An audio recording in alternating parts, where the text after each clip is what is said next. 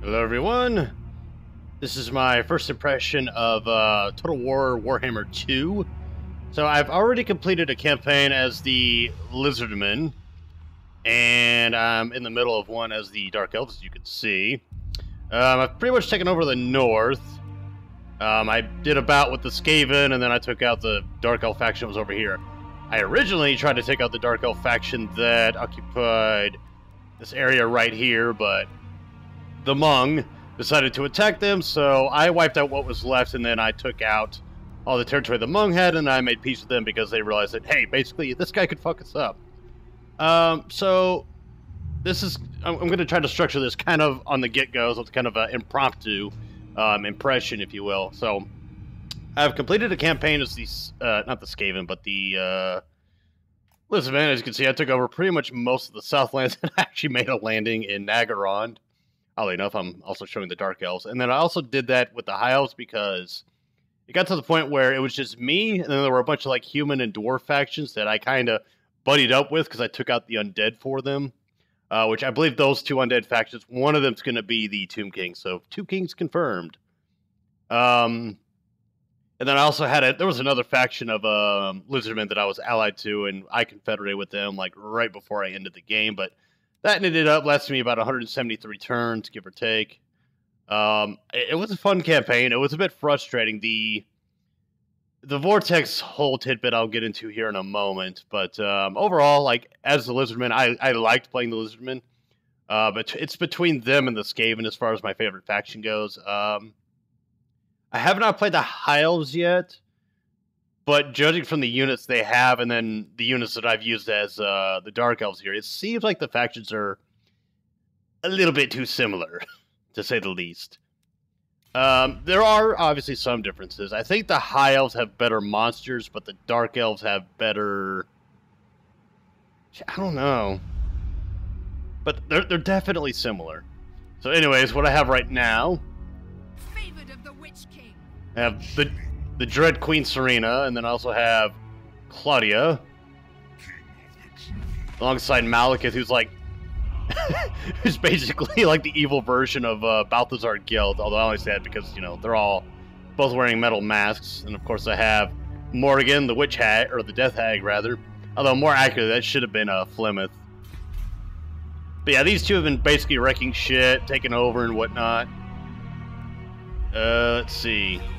Oh, that music is loud. That music is stupid loud. I'm going to turn it off completely. Okay, but I also have Ivan over here, which obviously I renamed him. I don't know. I was just thinking of like random names to name people. I wasn't really going for anything specific. But yeah, I do like this loyalty system that the Skaven and the Dark Elves have. I think that the Empire should definitely have it because that would make the offices even more important so that you know, like, all right, I need to assign it to this guy to improve his loyalty a little bit, and then, you know, once the opportunity presents itself, then I'll get rid of him in some form or fashion. But let me see. Let me finish up covering what I've been doing as a Dark Elf. So yeah, as you can see, I've been taking over territories. Now, the territories I've taken over, if you'll notice, there's green circles here with, like, you know, snow. It's like, oh, suitable climate. Over here, not so suitable. Bit unpleasant. People are going to be pissed off and stuff like that. Then you go over here, and it's like, people don't want anything to do with this shit. So that's kind of a thing that they have instead of the, in the original, you know, the dwarves and the orcs could only concentrate on each other's territory. Same goes for the humans and the vampire counts.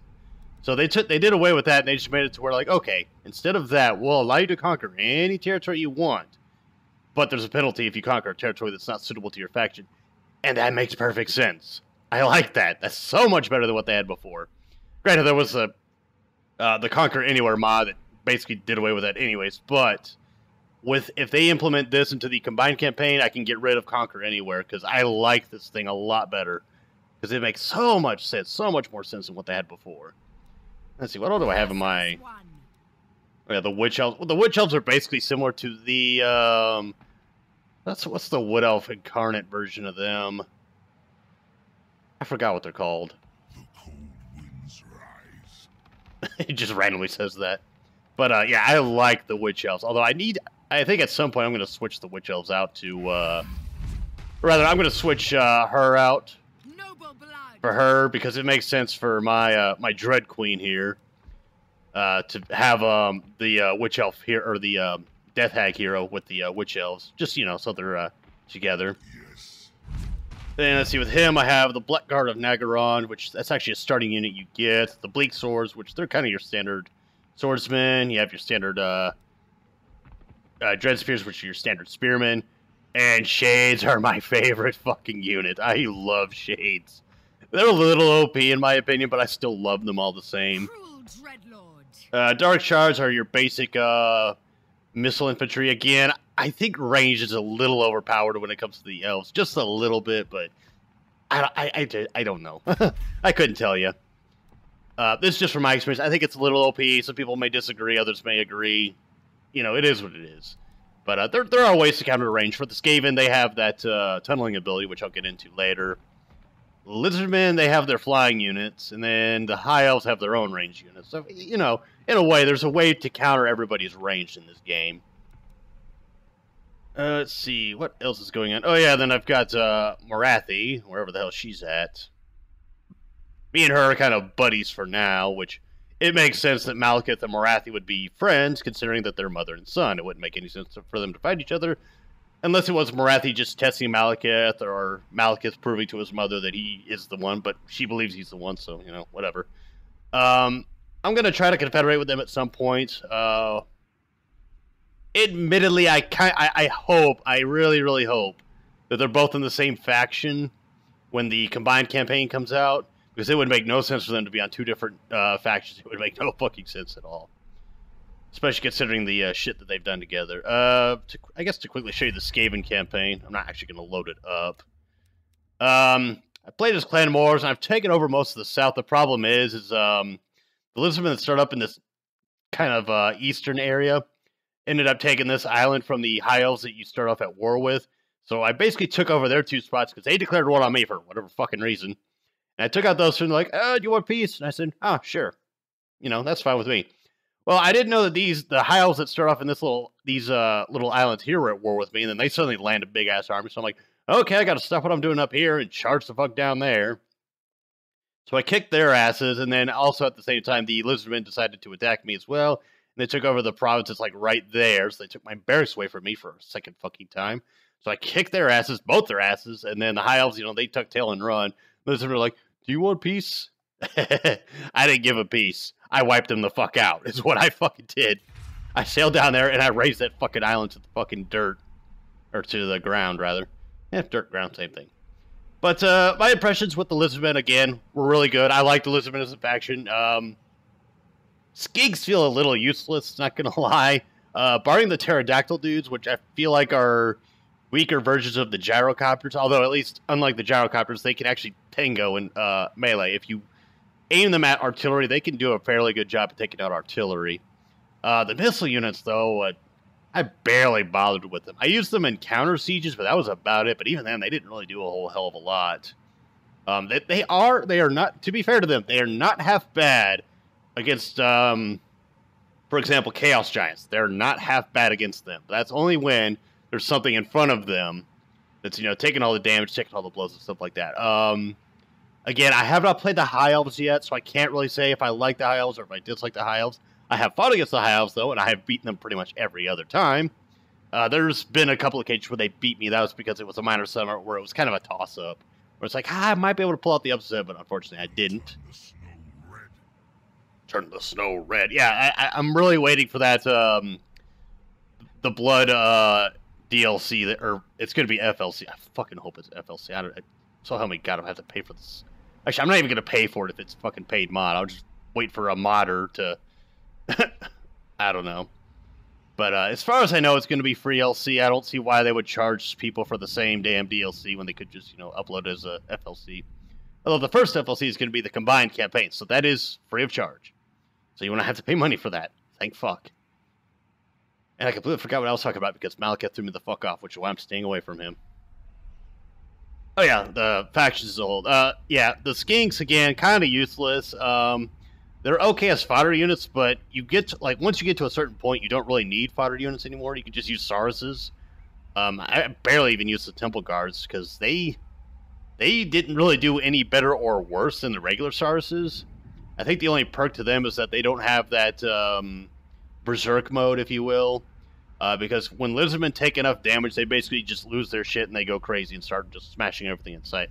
Although, I don't think they attack friendly units, because I have not seen them attack my own guys. I've only seen them attack the enemy. I think the idea is that they recognize friend and foe, but they're just so pissed off that they're not listening to the guy in charge. Let's see. So, Lizardmen, I do like. I don't know exactly what they're... Because, as you can see, you have these dark scrolls you have to collect, or the Hekarti scrolls, which is what you use to basically funnel up your rituals. And that's how you essentially win the campaign. Although, I did read, and I can't confirm this, but I did read that even if the other factions make it to this before you do, you don't necessarily lose the campaign. You can make a comeback from it. I want to say it has something to do with the final battle. I don't want to get into too many details there, but I want to say that is a thing where you don't necessarily have to win the race. You just have to be able to beat each and every trial that comes your way from each ritual, because you will be attacked by chaos forces and opposing forces from the various factions. Intervention armies need to fucking go away. I hate the fucking hell out of intervention armies. That is such a stupid fucking idea for just this top tier elite stack unit to just army rather to pop up in the middle of my territory. Like, where the fuck's my border security at? And I watched Arch Warhammer's video, and I thought he had a good idea, and that was you pay out of your own accumulated. Well, it wouldn't really alleviate the problem. Well, it would, but it wouldn't. I guess it would do more than just, you dropping like 10k on an army that, at least for me, didn't do shit. Because every time I've used it, the fucking army gets its ass kicked. Every time the AI does it to each other, the AI wins. As in, they manage to beat the interventionist army. So I think the interventionist armies are stupid. But I did like Arch Warhammer, at least the general idea of him saying that if you use your own accumulated scrolls or totems or whatever the hell, you pay out of those to stop the ritual. That might do a thing, and then if that ritual fails, then they're reset back to the original ritual. So let's say, for example, I'm on this one, and then a interventionist army comes and kicks my ass. I'm automatically back down to this one. So I have to build my way back up. I don't think he said that last part. I think that's something I just came up with, or something I was thinking of as he was doing his impressions video, if you will. But I think that would be better. That way you have to really make a tactical decision of okay, do I want to start the ritual now or do I want to wait? But honestly, I would just say just do it with the damn interventionist armies. I get why they're there. Because if you look at the map, which, by the way, this map is goddamn huge. The fucking night elves, the high elves, not even the high elves, fucking dark elves, have a big ass area. Then you have Lustria. Actually, let me just do this. Yeah, you have Lustria here. The Southlands here, which this is connected to where the Badlands are. I believe that's called the Southern Badlands. Yep. If you go up here, I think this is a little bit silly. But you have Norska just chilling off to the side here, not even a mile away from the fucking High Elf Kingdom, which I'm 99% sure these two are not that close together. I'm pretty sure that this is a little bit more south to this. And if you think about it, the Empire's gonna be jammed in the middle of this. Although, granted, I think this map has been enlarged, similar to the if you played the Beastman campaign or even the Wood Elf campaign, their DLC short campaigns or what have you. I think this map as a whole is going to be a lot smaller. It's probably going to be about the same size as the one of the original Warhammer. But yeah, the idea of the interventionist armies is that all all 8 legendary lords start fairly far away from each other, because you have Malekith obviously starts up here. Morathi starts somewhere around here. Mazda Mundi, I think that's his name, starts somewhere in this area. Tekla starts off, I think, somewhere along these islands. The Pestilence clan, I forget their name. Skrolk, I think is his name. He starts off somewhere in here. The Lizardmen, I forgot his damn name. What's his name? Oh, I haven't met him yet. Okay, never mind. But one of the other Lizardman Lord, he starts in this area. Queek Headtaker starts off in here, and then the other High Elf guy starts right off in here at where their or is it right there? It's one of these two where their capital is. So they start off fairly far apart from each other, so I kind of get it, but at the same time, I still dislike them. But as far as the campaign itself goes, I did have a lot of fun doing it as the Lizardman. I'm still having a lot of fun doing it as the Dark Elves. And in theory, you don't necessarily have to do the whole ritual thing. You don't have to if you don't want to. Because you could continue I believe you could continue playing the campaign if you don't make it to the ritual site. Or if the other factions do, you have an opportunity to stop them, and then if they're stopped, then they're out of the whole ritual running. That's what I read. I don't know if that's necessarily true, though. I think with my Skaven campaign playthrough, I'll let that happen, because I was pretty far behind on the whole thing. Because I think the High Elves were on their... Or no, they had just completed their second ritual. The Lizardmen and Dark Elves were pretty much like right there, so they were like neck and neck for their second one. And I haven't even started my first one because I've been so busy juggling the fucking the Toad Man that starts off on the eastern or the western portion of the Southlands, as well as the freaking High Elves and little islands down there, the Bahama Island Elves, if you will. But as far as this game goes, would I recommend it at a $60 price? I will say, if you like Total War games, and if you liked Warhammer 1, yes. If you're just now hearing about this game, you're like, I want to check it out, I would say get the first Warhammer before you buy this one. Play that one because you'll get it for a cheaper price. If you don't like it, you can just say, well, you know what, I only dropped like 20, 30 bucks instead of dropping a full 60 right here and there. But hey, in the end, I would say it's up to you. Personally, I think they should have gone down the price limit. It should have been like 45, maybe 50 bucks, but I would say $60 is stretching it, but I think an argument can be made to justify a $60 price tag. At least this time, we didn't have the stupid, day one DLC that they did with Chaos. At least they learned their lesson and they didn't pull the same stupid shit again. Because I guarantee you, had there not been a complaint in the world about it, Skaven probably would have been a day one DLC faction. They probably would have been. But that's neither here nor there. It's kind of it's an academic debate at this point, because obviously the game's out and the Skaven are they come with the game. You don't have to pay extra for them. So I think that covers about everything. Oh yeah, the Skaven. I forgot to cover the Skaven. How could I forget to cover the Skaven? I hate the fucking food system. It is. I get why it's there, but hear me out on this. The Dark Elves have slaves. As you can see, I have a shitload of slaves. And if you don't have a lot of slaves, that just means that you're not going to have as much income, but you'll have more public order. So it's kind of a trade-off. You need to balance the two. And you're able to do that. You're able to, decide, like, okay, who gets what slaves? Do I want, like, oh, no, they need more, or, nope, halt, stop sitting in, which I have the two, like, ones that are barely habitable. I have them say, like, no, we don't want slaves because I need to keep public order going. So it's kind of something you just balance out and trade off.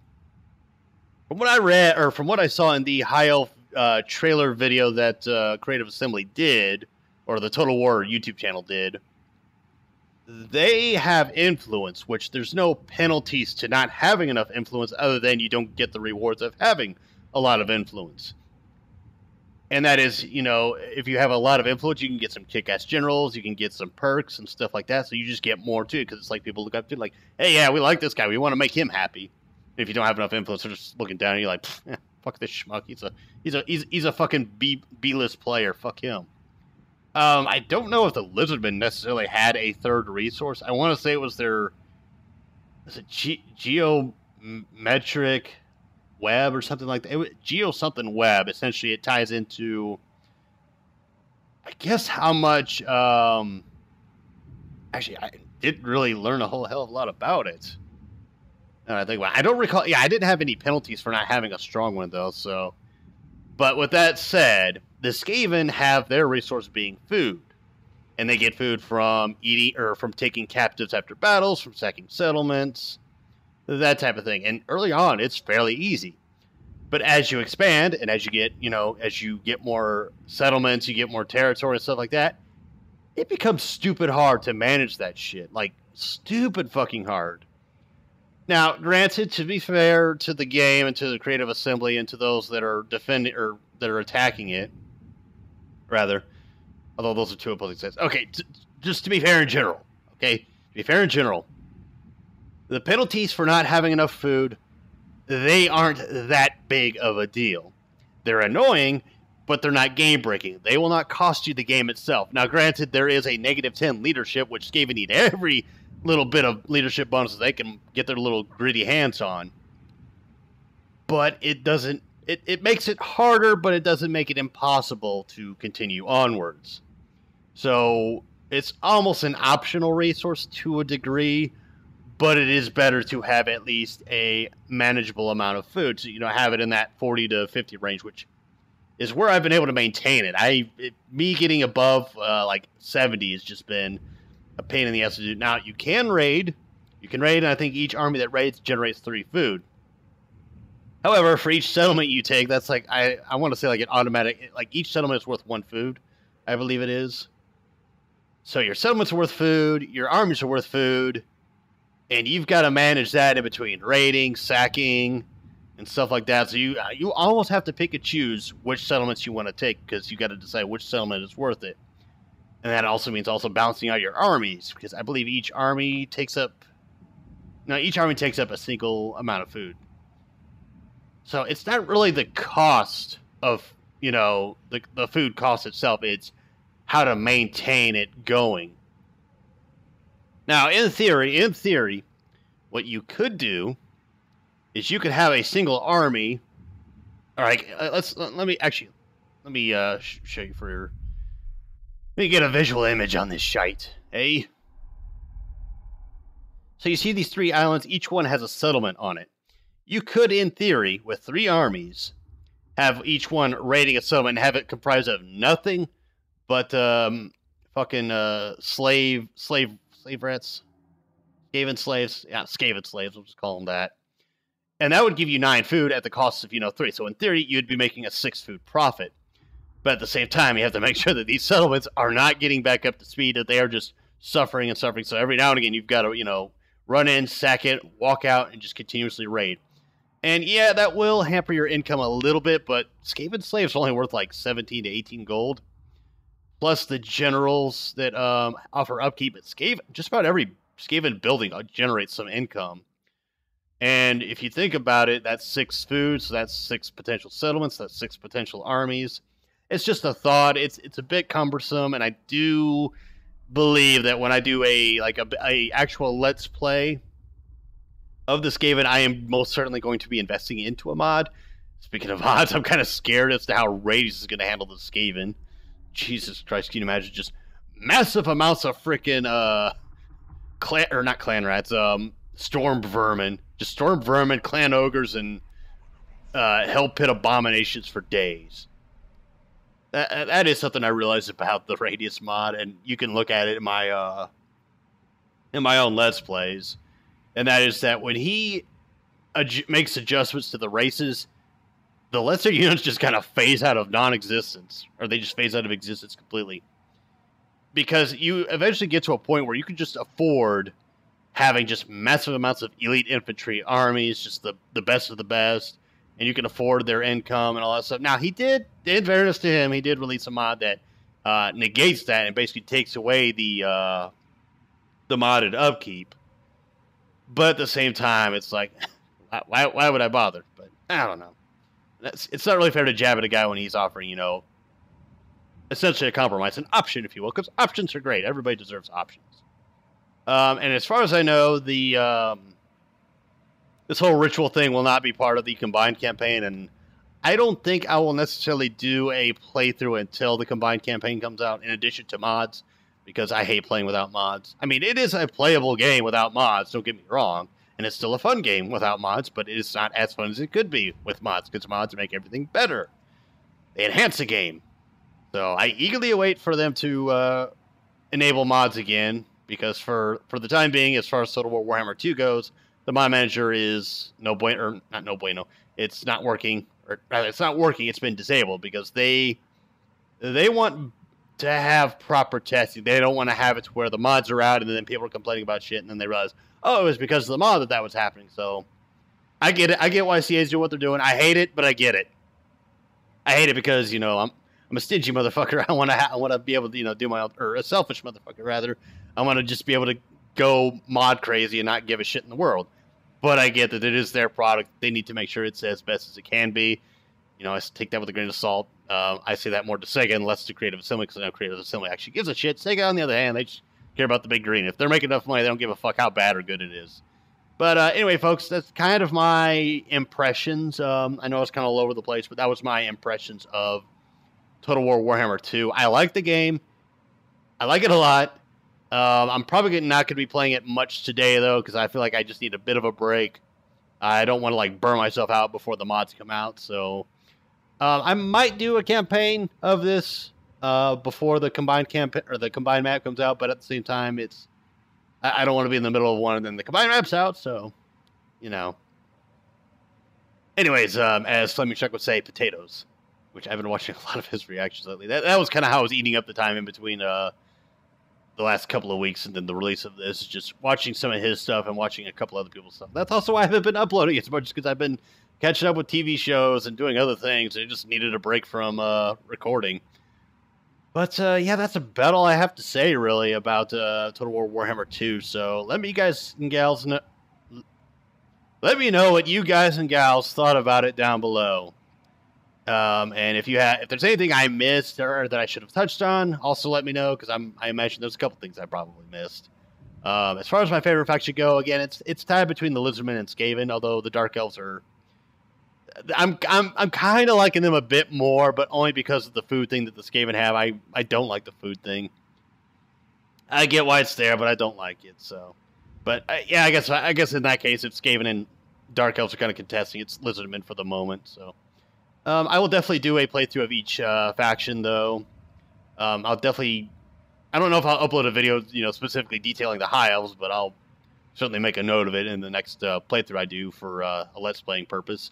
But anyway, folks, I've been Luke Blight, and this has been my impressions of Total War Warhammer 2, and I shall see you all for another video I upload next.